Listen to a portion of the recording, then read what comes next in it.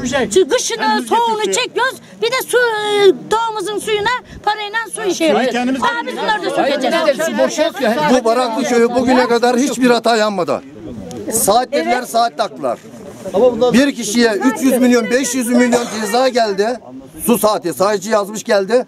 Bu halk yine tepki göstermedi. Aynen. Gitti adam gibi 1,5 milyar paralarını yatırdılar.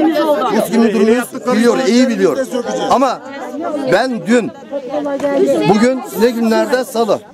Dün pazartesi. Muski müdürümüz geldi köye. Kahvemize oturdu. Çayımızı kahvemizi içti. Bana gelip de muhtarım yukarıda bir çalışma yapıyoruz demedi. Çalışmamız var demedi.